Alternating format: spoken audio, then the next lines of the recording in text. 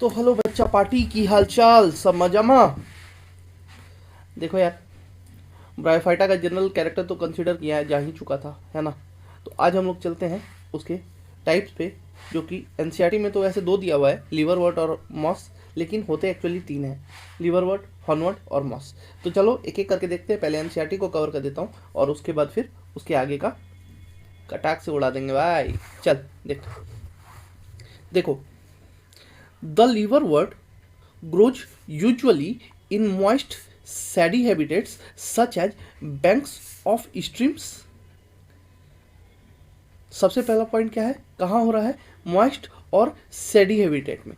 लेकिन हम लोगों को ये याद रखना चाहिए कि कुछ लिवरवर्ट जो होते हैं ना वो एक्वेटिक है, ठीक है। मतलब कुछ ब्रायोफाइटा में कुछ ऐसा भी है जो अभी पूरी तरह से पिछले को छोड़ नहीं पाया है, अगवा बन नहीं पाया है। तो वैसा ही कुछ एग्जाम्पल है जो कि हमारा अभी भी कैसा है, तो एक्वेटिक है। तो यहाँ पे यूजुअली लिखा है ना भाई, देख ये यूजुअली लिखा है, यानी कि सम आर कैसा, एक्वेटिक, ठीक है। ओके, अब देखो, मार्सी ग्राउंड, डैम्प सॉइल, बाक ऑफ ट्रीज, सब क्या है, सब जमीन पे ही आ रहा है ना। And deep in the woods, कोई दिक्कत नहीं है। चलो, the plant body of a liverwort is thalloid. Thalloid मतलब कैसा है, ट्रू रूट, स्टेम और लीफ होगा या नहीं होगा, नहीं होगा, अब्सेंट होगा। यानी कि अगर मैं इसके स्ट्रक्चर को देखूं तो स्ट्रक्चर कुछ ऐसा है मेरे भाई, कैसा, ये हो गया तुम्हारा फुट, सॉरी कैप्सूल, ये हो गया तुम्हारा कैप्सूल, ठीक है। ओके, अब इसके नीचे हल्का सा डिफ्रेंशिएटेड ये होता है तुम्हारा सीटा, और इसके नीचे ये होता है तुम्हारा फुट, ठीक है। तो फुट, सीटा और कैप्सूल ये तीनों प्रेजेंट तो है, फुट, सीटा और कैप्सूल ये तीनों प्रेजेंट तो है, बट पूरी तरह से इलेबोरेटेड नहीं है, ठीक है। तो देखो, the plant body of a liverwort is thalloid, जैसे एग्जांपल हो गया तुम्हारा क्या, मार्केसिया। ओके, अब देखो, द थैलस इज डॉर्सीवेंट्रल। डॉर्सीवेंट्रल का मतलब क्या हुआ, एप्रेस्ड है, ठीक है, एप्रेस्ड है, कैसा है, मतलब दबा हुआ है। डॉर्सल भी है, वेंट्रल भी है, बट दबा हुआ है। And closely appressed to the substrate. तो अगर मैं तुमसे बात करूं तो थैलस इसका टोटली कैसा हो गया, थैलस के बारे में अगर मैं बात करूं तो थैलस हमारा कैसा हो गया, ये हो गया ग्रीन, ग्रीन तो होगा ही ना भाई, ठीक है, ग्रीन। उसके बाद dorsiventral and appressed. Okay, अब देखो, the leafy members have teeny leaf-like appendages, not true leaf, but leaf-like appendages in two rows on the stem-like structure. कोई दिक्कत, लीफ-like appendages होता है, बट ट्रू नहीं होता है, पक्का।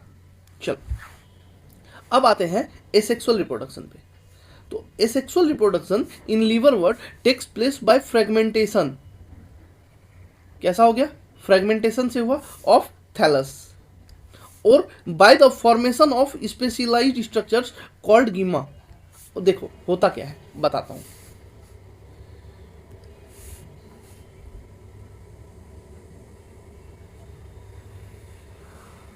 ये है, ठीक है। इसके अंदर हमारा क्या प्रेजेंट है, तो गिमा कप प्रेजेंट है। ओके, ये लिवरवर्ट है तो कुछ इस तरह का होता है ना, कुछ इस तरह का होता है। अब इसमें ये जो है ये हमारा गिमा कप है, ये हमारा गिमा कप है, और इसके अंदर ये छोटे छोटे छोटे छोटे स्पोर प्रेजेंट होते हैं जिसे हम लोग गेमा बोलते हैं। कोई दिक्कत, तो देखो, called gemma, gemma are green multicellular asexual birds which develop in small receptacles called gamma cups, बता दिया मैंने। और वो जो तुम्हारा लोकेटेड ऑन द थैलाई, ठीक है। ये जो तुम्हारा है, ये जो तुम्हारा है ये क्या है, ये थैलस है, थैलस के अंदर गेमा कप है, और इस गेमा कप के अंदर ये तुम्हारा गेमा हो गया, जो कि कैसा है, एसेक्सुअल है। ओके, कोई दिक्कत, चलो। The gemma becomes detached from the parent body and germinate to form new individuals, इसी से नया इंडिविजुअल बनेगा। ड्यूरिंग सेक्सुअल रिप्रोडक्शन, एसेक्सुअल की बात कंप्लीट हो गई, अब आ जाओ। During asexual reproduction male and female sex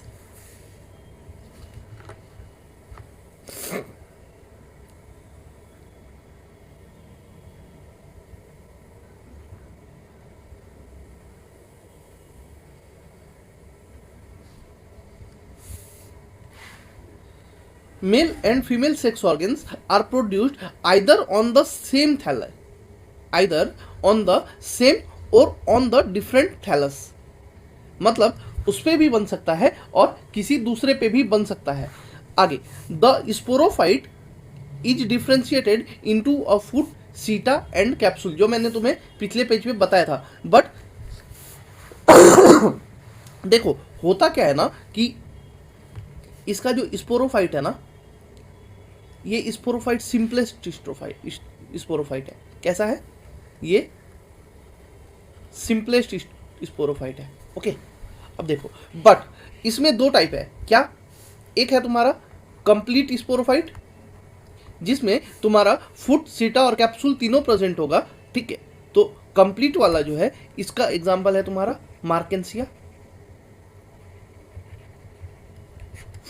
इसमें फुट, सीटा और कैप्सूल तीनों प्रेजेंट है, बट वहीं पे एक इनकम्प्लीट भी होता है, इनकम्प्लीट स्पोरोफाइट भी होता है। और ये जो इनकम्प्लीट स्पोरोफाइट होता है ना, इसका एग्जांपल है तुम्हारा कौन सा? तो वो है तुम्हारा रिक्सिया। ठीक है, रिक्सिया में सिर्फ और सिर्फ कैप्सूल प्रेजेंट होता है, कैप्सूल प्रेजेंट होता है। ओके, तो स्पोरोफाइट के बारे में हमने जान लिया कि स्पोरोफाइट क्या होता है, डिफरेंशिएटेड होता है किसमें? फूट, सीटा और कैप्सूल में। बट कुछ ऐसे भी होते हैं जिसमें स्पोरोफाइट कंप्लीटली डिफरेंशिएट नहीं होता है, जैसे कि हमारा रिक्सिया है जो कि एकदम फ्लैट है। कोई दिक्कत? चलो, after meiosis spores are produced within the capsule, सही बात है यार, अंदर ही होगा। ठीक है, okay, these spores germinate to form free living gametophyte. Sporophyte से गैमेटोफाइट बनता है, ये तो हमें पता ही है ना। ओके, अब अगर मैं एग्जाम्पल की बात करूं तो तुमने दो एग्जाम्पल तो देख ही लिया। एक तुम्हारा कौन? रिक्सिया, एक तुम्हारा मार्केंसिया सिया, और तीसरा एक और एग्जाम्पल जो इसका है वो याद करने वाला, वो है पोरेल्ला। ये भी एक तरह का लीवरवर्ट होता है। ओके, चलो अब आ जाते हैं हम लोग इस पे, तो मॉस पे। मैं कलर चेंज कर देता हूँ। सबसे पहली बात, मॉस जो होता है ना, वो टेरेस्ट्रियल है, मतलब जमीन पे रहने वाला है। बट किस जगह पे? तो मॉइस्ट एंड सेडी प्लेसेस पे। पानी में नहीं रहेगा, बट पानी से दूर भी नहीं रहेगा, है ना। तो देखो, ये मॉस जो है, ये एनसीईआरटी में नहीं दिया है, लिख देता हूँ कि ये कहाँ पे पाया जाता है। तो ये है टेरेस्टेरियल, बट कहाँ पे? तो मॉइस्ट एंड सेडी प्लेसेस पे। ओके, देखो, the predominant stage of the life cycle of a moss is the gametophyte. याद रखने वाली चीज है भाई। क्या? पहले से जो है, पहले से जो पता है कि ये रहना ही रहना है, वो कौन सा है? तो वो गैमेटोफाइट है, और वो किस में है? वो मॉस में है। इसीलिए तो मॉस जो है वो टेरिडोफाइटा के ज्यादा करीब है, सबसे ज्यादा डाइवर्सिफाइड है। समझ आ रही बात है? तो देखो, विच कंसिस्ट ऑफ 2 स्टेजेज। अच्छा, इसमें 2 स्टेज होता है मॉस में। क्या क्या? देखो, एक इससे समझते हैं। देखो, ये है एक स्टेज जो कि हमारा है क्या? प्रोटोनिमा। इस पे प्रेजेंट है ये बर्ड्स। अब देखो, होता क्या है ना कि प्रोटोनिमा से, इस प्रोटोनिमा से अगर कोई भी चीज डेवलप होगा तो वो कहलाएगा primary protonema, sorry primary bird.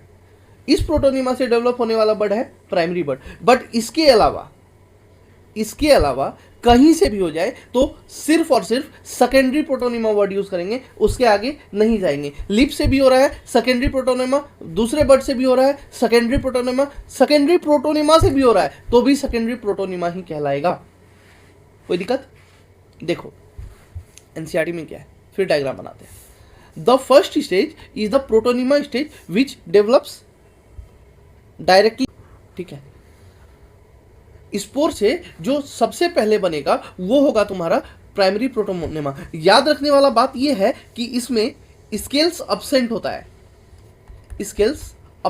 है, बट ये वाला जो हमारा था लिवरवर्ट जो था, इसमें हमारा स्केल्स प्रेजेंट होता है।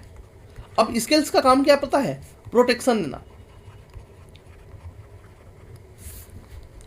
देना। तो अब तुम्हारे मन में ये सवाल आना चाहिए कि सर अगर स्केल का काम प्रोटेक्शन है तो मोसेस में स्केल क्यों नहीं प्रेजेंट है? तो भाई मेरे, मोसेस का थैलस जो होता है ना, उसका थैलस जो होता है, लिवरवर्ट का जो थैलस है वो एप्रेस्ड है, दबा हुआ है। बट इसका जो थैलस है ना, इसकी मोटाई इतनी ज्यादा होती है कि रगड़ाने पे भी इसे फर्क नहीं पड़ेगा। जैसे हमारी उंगली है, मान लो ये हमारा नाखून क्यों दिया गया है? नाखून इसलिए है ताकि तुम अगर किसी चीज को उठाते हो ना तो तुम्हारे उंगलियों पे खरोच ना आए, उससे वो प्रोटेक्ट करता है।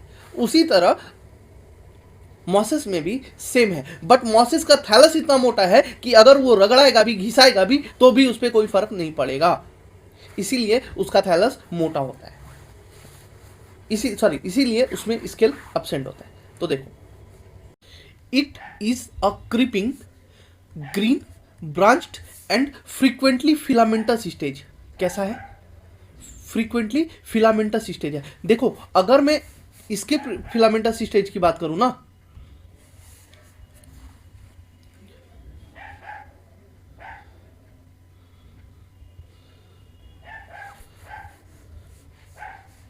अगर मैं इसके फिलामेंटस स्टेज की बात करूं तो इसमें क्या होता है? यूनिसेलुलर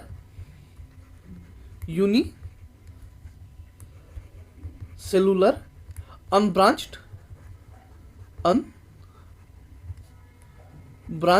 एंड दूसरी बात कि इसमें तुम्हारा राइजोइड्स जो है वो भी प्रेजेंट होगा। क्या होगा?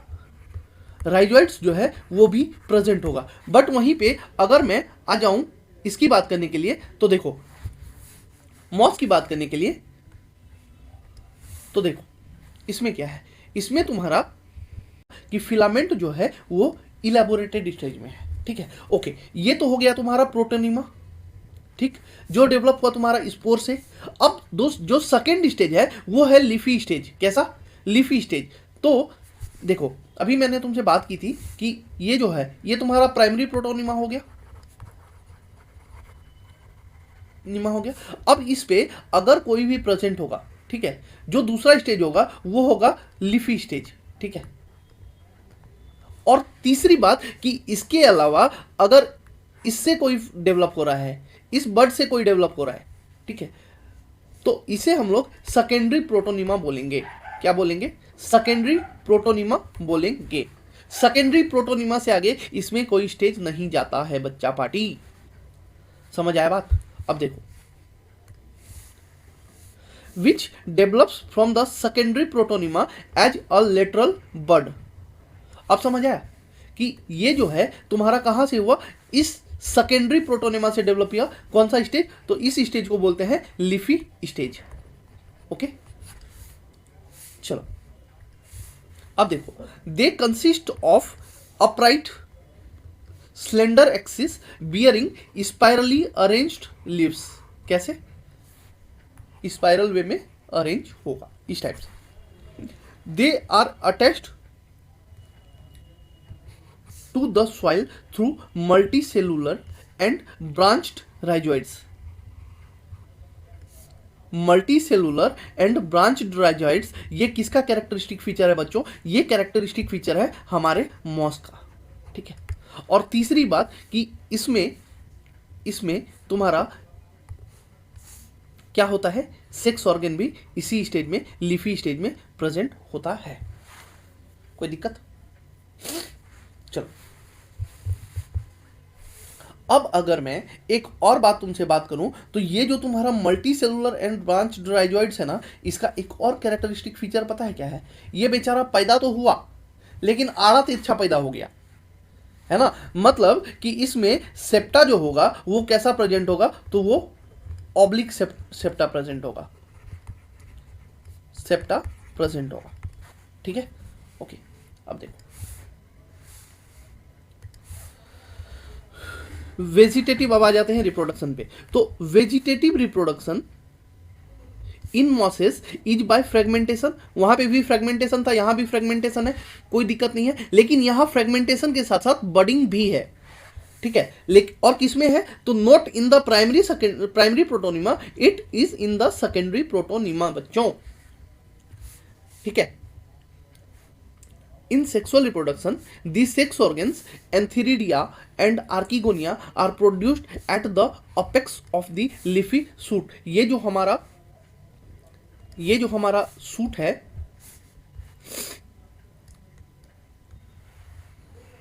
ये जो हमारा सूट है, इसमें ही हमारा क्या प्रेजेंट होता है? तो आर्कीगोनिया प्रेजेंट होगा और एंथ्रीडियम। तो आर्कीगोनिया जो होगा वो कुछ ऊपर होगा और एंथ्रीडियम जो है वो कुछ नीचे होगा, ठीक है, ताकि अपने आप को सेल्फ फर्टिलाइजेशन नहीं कर सके। ओके, अब देखो आफ्टर फर्टिलाइजेशन, अब फर्टिलाइजेशन हो गया, the zygote develops into a sporophyte. क्या बना? अभी तक गैमेटोफाइट स्टेज चल रहा था, अब जाइगोट बना। वो किस में कन्वर्ट हुआ? स्पोरोफाइट में, कंसिस्टिंग ऑफ अ फुट सीटा एंड कैप्सूल। यानी कि ये जो है ये तुम्हारा इलेबोरेटेड फॉर्म हो गया ना, इलेबोरेटेड फॉर्म हो गया ना। इसमें ट्रू फुट सीटा और कैप्सूल प्रेजेंट है। The sporophyte in mosses is more elaborate than that in liverworts, बता ही दिए। The capsule contains spores. इसी कैप्सूल में, ये पहले भी बात किए थे कि ये जो तुम्हारा कैप्सूल होता है, ये तुम्हारा कैप्सूल है, इसी के अंदर में स्पोर प्रेजेंट होता है, ठीक है। Spores are formed after meiosis, ये जनरल कैरेक्टर देख लो, उसमें बता चुके हैं। Okay, the mosses have an elaborated mechanism of spore dispersal. क्या होता है पता है? इसमें प्रेजेंट होता है इलेटर्स। ई मारा छक्का और जाके दूर गिरेगा ताकि दूसरे जगह पे भी आराम से फर्टिलाइजेशन हो सके, एकदम प्रॉपर वे में हो सके, है ना। इलेटर क्या करता है? तो सीड को डिस्पर्स करता है बहुत दूर तक, और जहां पे वो गिरेगा वहां पे वो अपने आप को डेवलप कर लेगा। इसलिए मॉस ग्रिगेरियस होता है नेचर में, मतलब कॉलोनी बना के कहीं पे भी मिलेगा, ठीक है। ओके, अब देखो एक और बात जो नहीं लिखी एनसीईआरटी में, वो ये है कि ये जो है मॉस जो है ये कैसा होता है? तो ये पार्शियल पैरासाइट होता है। ओके, अब इसका एग्जांपल दिया हुआ है फ्यूनेरिया, पॉलीट्राइकम एंड स्फेगनम, ठीक। इससे ज्यादा तो कुछ है नहीं। चलो, अपना ब्रायोफाइटा कंप्लीट हो गया बच्चों।